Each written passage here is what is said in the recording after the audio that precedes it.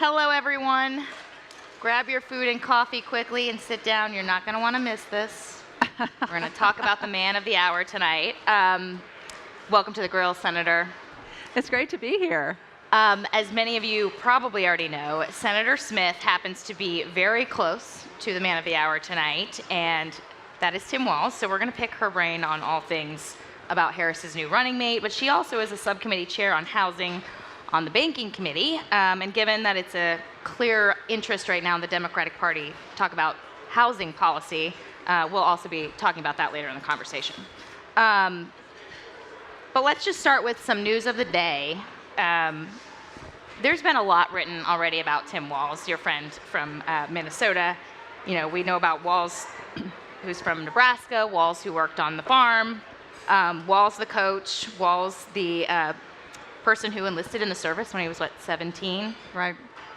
But you've known him for something like 20 years, and I'm wondering if, to start, you can just open up by telling us something maybe we don't know about him that we should. Well, you know, in so many ways, the Tim Walz that you are all meeting right now is the real deal. The thing that I love about Tim is that he doesn't, he's not different people in different settings. He is who he is. But so when I think of the classic Tim Walz, I think of the Minnesota State Fair greeter, okay? So Minnesota State Fair is a huge deal to us. We have some State Fair fans in the audience. A lot of people come, and the opening day is really big. The gates open at 6 in the morning, and there are literally people who line up to get into the fair. And there is Tim Walz, greeting everybody like he is the high school principal, welcoming everybody to the first day of class, and taking selfies and snapping pictures, and just that kind of exuberance and everybody's welcome feeling is it's the quintessential Tim Walz. Yeah, I feel like I saw a video of him with his daughter riding some sort of they slingshot. They called it the slingshot. They did that slingshot thing, which terrifying. This guy's got great judgment, but I am fully opposed to that decision. I think he did it because Hope won a bet, and so that's what you get when you make bets with your children. What would you say has impressed you most about Walz as a politician? Well, what I love about Tim is that he sees being in the office that he holds as an opportunity to do things. So let's be honest, sometimes some politicians see building up political capital as something that you build up political capital and then you sort of hoard it. You don't want to spend it because you want to make sure that you are going to be in a good place. And Tim doesn't do that. What he wants to do is to use what he knows about the people that he represents in order to be able to make change. And I think that's what he did as governor, particularly in the 2023 legislative session, when they accomplished so much that was so great and that Minnesotans had been wanting for so long. And he figured out how to do it in a very narrowly divided legislature. It wasn't like Democrats were running, had massive majorities in both houses. And to me, that is why we are in office, to do things, and that is so much his ethic in his jobs. And why do you think he was so successful at passing so many big bills? Well, I think it takes focus, it takes discipline, it takes a really, really strong team, and then it takes the ability to talk to legislators on both sides of the aisle and figure out what do people want, what do people need, what's the coalition that you need to build in order to get the votes. And politics is, good policy without politics is just a good idea that never gets done. And he is about what you can get done. He's got those people skills for sure. Yeah. So I hear when he was picked, it was like Christmas morning for you as Harris's running mate. Tell us a little bit about where you were when you got the news that he got the position. And did you speak to him that day, or what was the first conversation with him right after? Well, so the night before he was selected, we were having a big kind of rally in the Twin Cities for the Harris campaign, and he was there with Gwen and all of their senior staff, and everyone was speaking, and Tim is a pretty effusive guy, and he was just anticipating. Well, you could tell he was just knew. I don't think he knew what was going to happen, but we were all just high-fiving him and this is going to be great. And kind of the moment where you say to your good friend, you've got this, even though you don't really know whether he's got it or not. And then I sent a message to my staff and I said, I've got my phone on tonight. Call me if it's Tim. Don't call me if it's not anything. Otherwise, don't call me in the Like at middle of any the night. time of the night. Right, just call me. And of course, there was no phone call by 7:30 in the morning. I'm like, what's happening? What's happening? And then we know the funny story about how Kamala called him and he didn't know to answer the phone because it said no caller ID. Yeah. And so he's going to have to get used to that one, man. Yeah, I know. So this was a bit of an unexpected pick. At least maybe toward the end, people saw it coming, like those last couple of hours, last 24 hours. But most folks thought for sure it was going to be Josh Shapiro or Mark Kelly, given their sort of positions in these critical swing states. I'm wondering if you can sort of take us into this last minute momentum he started to get, you know, in that 48 hours right before he was chosen. I'm sure you were part of conversations. You know Vice President Harris pretty well. I mean, you served with her. You've been to the Naval Observatory to have breakfast, lunch with her. Right. Were you talking to her about your good friend Tim Walz? And on the other hand, were you telling, Walz, look, if you want the job, this is the drink she likes, or make sure you mention this. What was going on behind the scenes? Well, so I did provide feedback to the vetting committee about the selection, and on the one hand, I felt that it was so important that the vice president was making a decision that was absolutely the right decision for her, and I didn't want to be in a position of lobbying her publicly. I felt that was disrespectful to both of them. But on the other hand, as the process was moving through, I felt more and more that this could be a really incredible political match. And I was, everybody's had that experience where you have a friend in this environment and you have a friend in another environment and they don't really know each other, and you're thinking, oh my God, I think if they got together they would really like each other. And of course they had known each other. They had Kamala made the incredible and historic visit to the Planned Parenthood clinic in Minnesota, and Governor Walz was there, and so they had certainly had exposure to one another, but they hadn't really had a chance to connect. So that was what I was thinking, and increasingly I was feeling like it was just that could be just a great match, because the two of them, as people, take their work so seriously, but they don't take themselves seriously. There's a ready laugh. They understand that if you are comfortable, then you're going to make better decisions and you're going to be a better leader, and that's why I thought it could just work really well for them. What did you tell Harris about him? Did she call you at all to ask you about him? I didn't talk to Vice President Harris directly, but I did but for the transition. But I did speak to a colleague who's on the vetting committee. The vetting committee. What I said was, please tell me it was Eric Holder, who he held in contempt of Congress. Right? Did not. No, okay. It wasn't Eric. Darn. I pointed out that he brings both legislative experience and executive experience. I pointed out that his style of leadership is very much kind of focusing on people at the grassroots and then lifting up those ideas. And I talked about how he was used to working with a lot of really strong women, that I thought he was a team player, that he was not going to be in it for himself, he was going to be in it for the good of the whole. And I also just saw that he has the capacity to connect with voters in Wisconsin and Michigan and Nebraska, and places where the campaign needs to be successful and needs to build its coalition.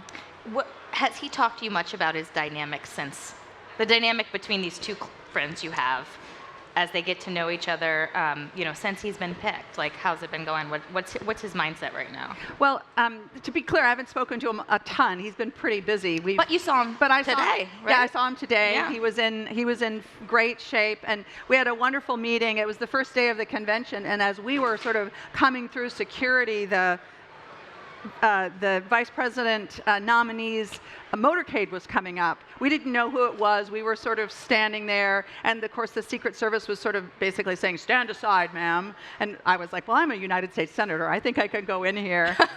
And then it turns out it's Tim and Gwen and Hope and Gus, and we're all like, "Oh my gosh," because we hadn't seen each other since that night before. And he gave me a big hug, and he gave my husband Archie, who's here today, a big hug. And then he just looked at me and he goes, "Isn't this fun?"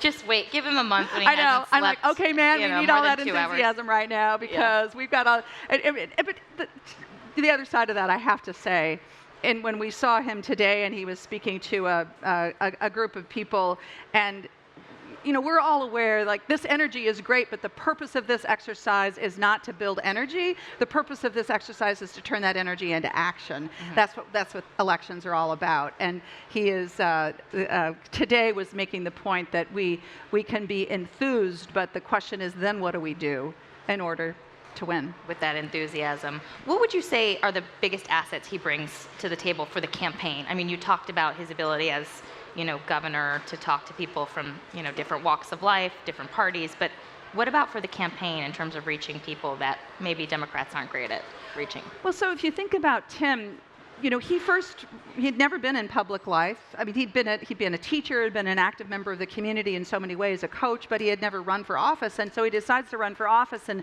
Minnesota's 1st district. And literally, those of us who are doing politics in Minnesota were like, that's so nice. Have a great time. Thank you for running. It was really about that intense of, like, this is never going to happen. Right. A Democrat hadn't won in that district since 1890 or something like right. that. And this is a guy with zero campaign experience. Right. You knew a lot of people could have been a teacher, but right. There's But there's a big difference between teaching high schoolers. Right. Maybe that's actually harder than running a campaign. I don't know, but yeah, continue. That's true. Well, the toughest audience that I can imagine is standing in front of a group of 16-year-olds. Oh yeah. So, I think he was used to that, but. The reason I'm bringing this up is because I think that experience of running and winning in that very Republican district is one of his strengths as a leader, because he knows how to connect to people. He is not that far removed from folks that are like, they don't wake up every day saying, I'm a Democrat or I'm a Republican. They just wake up trying to figure out how to make their lives work. They got a lot on their minds. They got a lot of challenges. They love this country. And they are not interested in the political to and fro. They're interested in, like, what's going to make their lives better in this moment. I wanted to ask you about something that I have been actually asking myself for a while. The genesis of this whole weird, you know that thing that went, the clip that went viral? Yeah. Have you heard him say that before? Or is that like, well, is it very like Tim, as you would say backstage, very Walls, like, do you know the genesis of that at all? Well, so what I would say is that for those of you who are Minnesotans or know Minnesotans, you may know that we don't always we're like the opposite of Brooklyn. Like, we don't go right out there and like punch you. We like kind of do it in a sideways. So it would be very typical for us to say like, that's special. Special. Or you would say, that's interesting, which is like, if somebody says that's interesting, like, you are toast. And weird this is the like, Midwestern it's like nice. one, like, I know, I'm like translating Midwestern for everybody here today. Yeah. And weird is sort of like, that's a notch up from interesting. Like, yeah. that's just weird. Yeah. And so it's kind of the way we talk about things that we are not in favor of and we think are just like actually pretty bad. So the funny thing about this is between that and his quip at, I can't remember which rally it was, the thing about talking about J.D. Vance and the couch. I'm not going to get into specifics, but I mean, Democrats often hit Republicans for, sort of schoolyard taunts, right?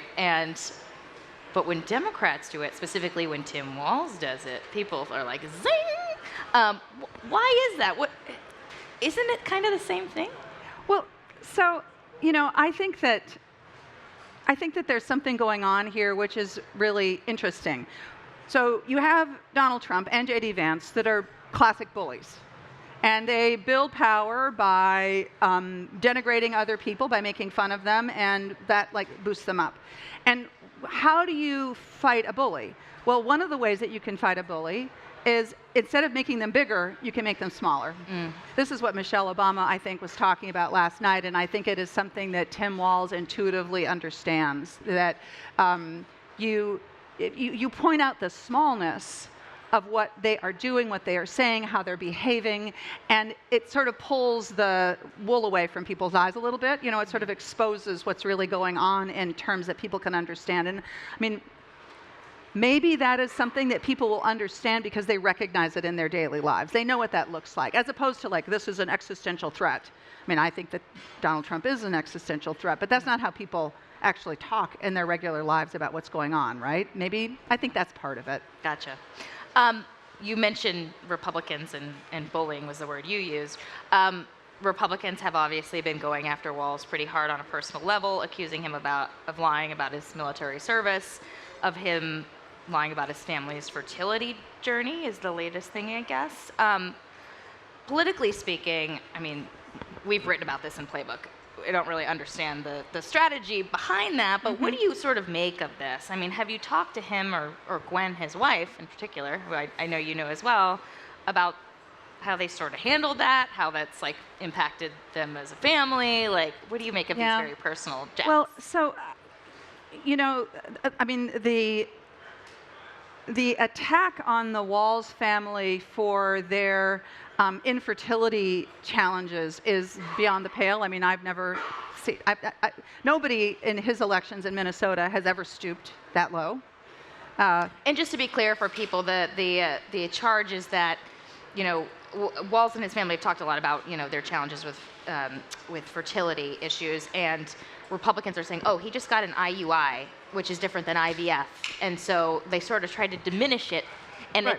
It's like if you're getting to the point of, getting fertility treatments at all, you've been through a lot of pain already, You've already and that been is, through a lot. that is right. Anyway, so continue. Yeah. So thank you for that. I think with regard to his National Guard service, 24 years, served in the National Guard, there were attempts to sort of use that against him in past campaigns, and they never succeeded because most people look at this and go, what are you talking about?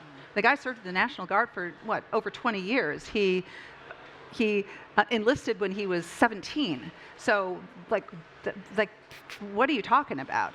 And I know, of course, that was part of, that the Harris campaign was well aware of that issue and the way that it had been a failed attempt to attack him in the past. So this is the nature of politics. What I think is really happening here is that Trump and Vance and the campaign can't get their arms around this. They can't figure out how to how to win against somebody like Kamala Harris and Tim Walz. And so it's kind of like throwing stuff out there and seeing what happens. And so far I don't think they're hitting it. So with the military stuff, he had made some inaccurate statements, but he corrected them since they were pointed out. The going after and spending so much time on that when voters want to hear more about issues has been sort of perplexing for me. But I'm going to go to issues next because Walz, he did sign a bunch of pretty popular proposals into law, things like paid family leave, school lunches, background checks.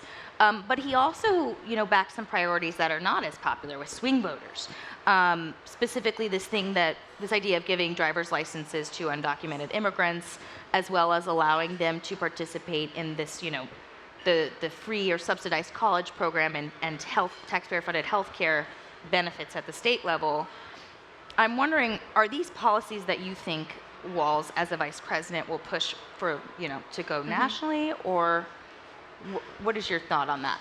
Well, I think clearly, as Tim moves into this role as vice president with President Harris, the two of them will figure out what is it they want to push, how they want to move along. And of course, they're going to be in the executive branch. And so the legislative branch will be bringing forth laws, and they'll make decisions about what they're going to support, what President Harris will sign and what is not. But what I think will come with Tim as he goes into this role is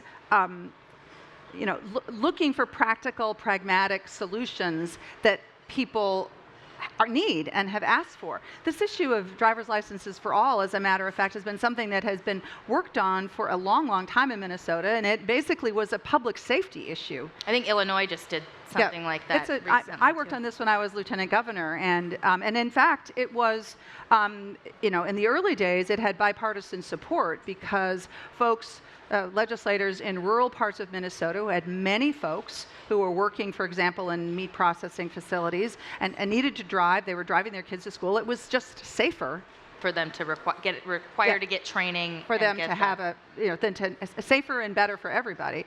But the two of them together will figure out what their priorities are. I think they've been pretty clear. I'm excited to hear about what they're talking about with regard to helping Americans with the deep challenge of housing affordability, which is also something that Tim has done some really great work on. Tim and Lieutenant Governor Flanagan and the legislature did some great work on as well. Do you think that that proposal Harris has put out, the $25,000 to help people with the down payment,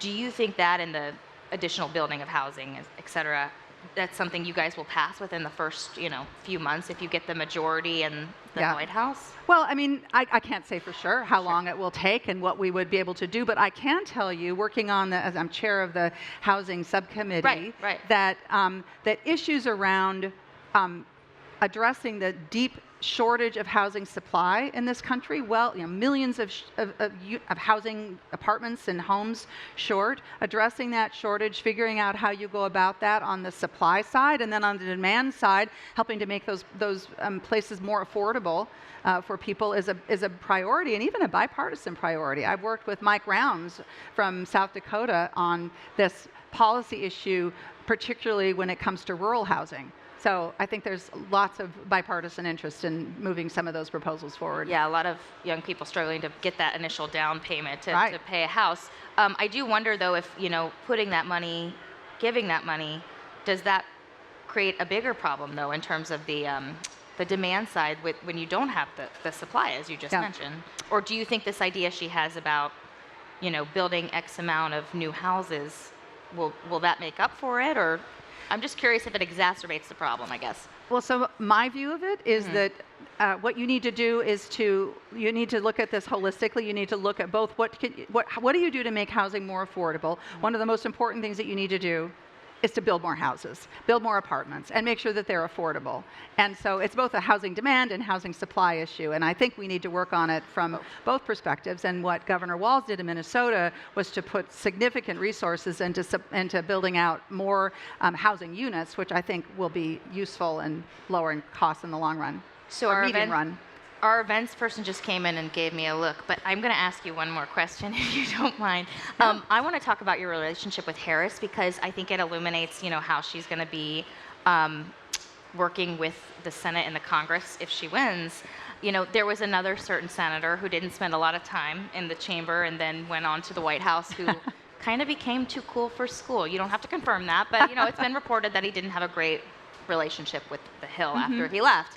My understanding is that Harris has not been like that, and specifically with women, female senators, has had y'all over for a bunch of gatherings. Can you just tell us a little bit about her relationship with the senators that she served with, and how that might help you guys, if you have all levers of power? Yeah, well, so Vice President Harris had really good relationships in the Senate, and she also had especially good relationships with the other women senators. And since she has gone to be vice president, she's invited bipartisan, Republicans and Democrats all together to come over and have dinner. And it's just an example of how, if you focus on relationships, it's much easier to find a path towards reaching agreement on policy if you have those underlying relationships, and you develop trust for one another. Did she cook for you guys when you were there? Because I hear she's a good cook. She's a really great cook. Now, when she was in the Senate, she invited, I was over to dinner a few times where she made an amazing pasta dinner, and